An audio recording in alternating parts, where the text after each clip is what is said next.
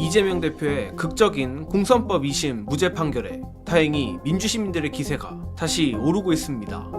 그러나 2심 무죄에도 불구하고 조희대 대법원장 직권으로 유죄를 선고할 수도 있다는 주장이 제기됐습니다. 극우 세력 중에서 거의 유일하게 이번 이재명 대표 공선법 2심 무죄를 맞춘 윤석열 바라기 서정욱 변호사가 상당히 신경 쓰이는 주장을 내놓았습니다.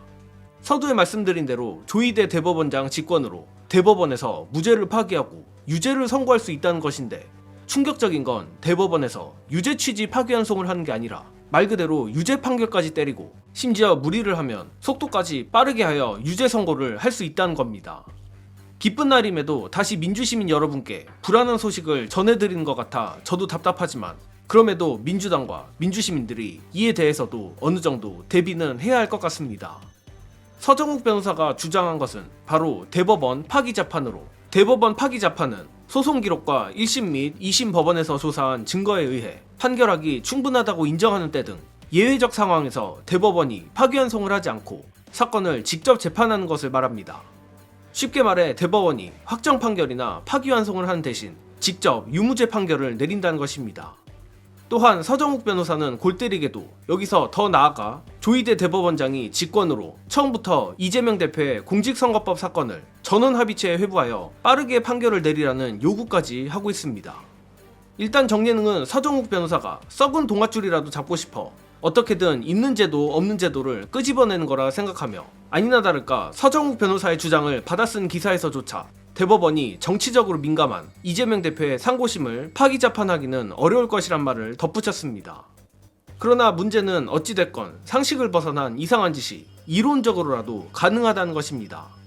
특히 작년 12월 3일 이후부터 늘 반복해서 하는 말이지만 사실상 불가능한 일들이 너무나도 현실로 많이 벌어졌고, 윤석열이 빵에서 탈옥한 이후부터는 사법부나 검찰 등 국가기관들이 더더욱 노골적으로 내란 세력에 부역하는 행태를 보이고 있습니다.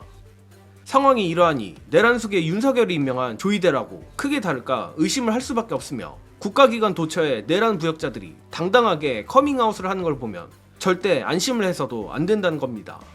물론 조희대가 윤석열 수호에 정신이 팔려 서정욱의 명령대로 대법원 파기 재판은 물론 대법원 전원합의체 직권해부를 하여 억지 유죄를 주려고 해도 다행히 이재명 대표와 민주당에겐 충분한 시간이 있을 것으로 예상합니다.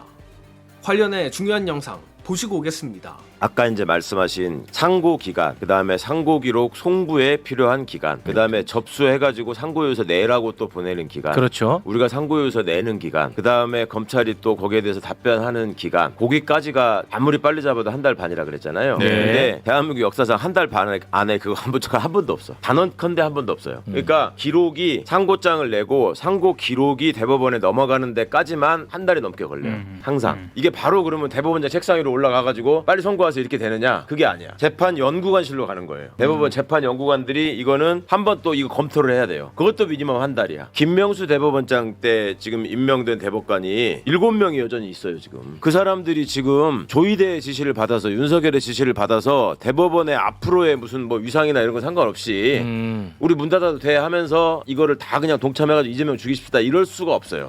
그리고 조희대 입장에서도, 법률가들의 입장에서 그럴 때 택하는 재래 방식이 심우정의가 검사장들 모아놓고 회의하듯이 이 사람들 이걸 전원 재판부에 회부하게 하는 거예요. 그러면 전원 재판부가 구성돼가지고 이거를 전원 대법관이 한 번씩 돌려보는 데만 해도 최소한 한다는 거죠. 최강욱 전 의원의 말처럼 조희대 대법원장은 물론 조희대 할아버지가 와도 극우 세력이 바라는 것처럼 한 달 두 달 안에 이재명 대표의 무죄를 파기하는 것 사실상 불가능하다고 봅니다. 하지만 이를 뒤집어서 말하면 3-4달까지 윤석열 파면 선고가 늘어지면 서정욱이 주장하는 대법원 파기 재판 카드가 작동할 수도 있다는 것입니다. 가뜩이나 이재명 대표의 선고가 나온 오늘조차 헌법재판관들은 여유롭게 평일을 짧게 하고 끝냈다는 뉴스가 나오는데, 앞에서도 말했듯 이론적으로 저들이 역습을 할 수 있는 수가 존재하는 이상 우리는 절대 안심할 수 없습니다. 또한 헌재가 윤석열 파면을 하지 않으면 절대로 조기 대선은 치러지지 않고, 조기 대선이 치러지지 않으면 냉정히 말해 이재명 대표의 운명도 불투명합니다. 따라서 정말 죄송한 말씀이지만 이재명 대표의 2심 무죄에 대한 기쁨을 누리는 건 오늘까지이며 내일부터는 다시 전쟁입니다. 누가 뭐래도 헌법재판소에 빠른 윤석열 파면을 촉구해야만 하며 우리 민주시민들이 경복궁 집회 참석이든 온라인 댓글이든 우리의 자리에서 할 수 있는 모든 것을 해주시기를 감히 부탁드리며 이번 소식은 여기서 마치겠습니다. 시청해주신 여러분 감사합니다.